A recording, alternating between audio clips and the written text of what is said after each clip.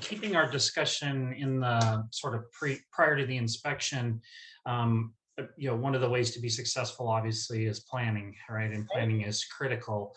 But we know there's two types of inspections, right, that the FDA does. There's sort of the general and the pre-approval, right, or more of a planned inspection.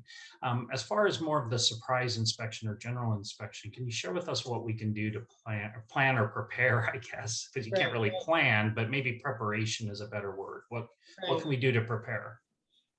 So I always like to be inspection ready.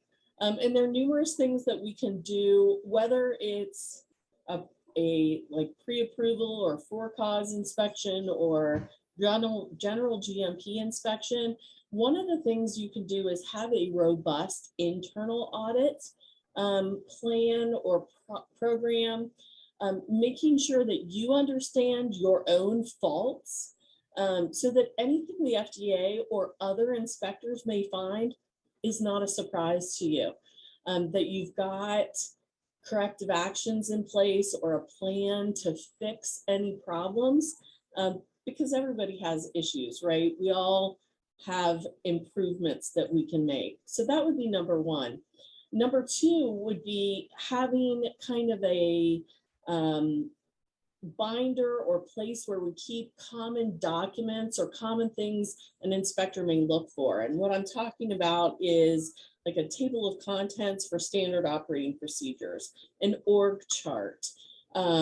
These common things, we keep them up to date, a list of deviations.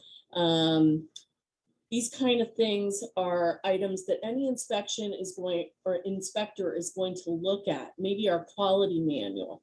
If we've done any kind of annual reporting to the FDA, those types of things, keeping them up to date, keeping them available, keeping them in a common place. So when the inspector asks for it, it can be immediately provided and you're not fumbling or having to create the report.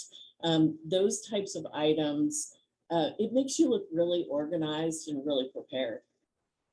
So it sounds like all of the things that you mentioned as it relates to preparation for a surprise inspection would carry over obviously to the scheduled inspection, but is there anything additional perhaps that we can do? Like maybe do we move our gap assessment schedule up? If we have a planned inspection, right? We have a date on the calendar. Would we perhaps perform a mock ahead of that or just ahead of that, or making sure we give ourselves remediation? Is there anything additional, or is it because certainly you thoroughly covered, the being inspection ready all the time, right? And Right, that right. concept. For a planned inspection, I like to reach out to the inspectors. Now, um, sometimes they're willing to give you this information and sometimes they're not. But I always like to ask what they're going to inspect. Can they provide you with an agenda? That allows you to prepare. If it's an FDA pre-approval inspection, they're going to be specifically looking at a range of items. So this specific drug product. So you'll want to prepare everything and anything related to that specific drug product. If it's just a general, maybe a supplier approval audit or something along those lines, again, reaching out, getting an audit agenda, and then collecting as much documentation surrounding what you do for that client, or maybe if you do FDA things and other items that are not related to the FDA, focusing on that FDA documentation.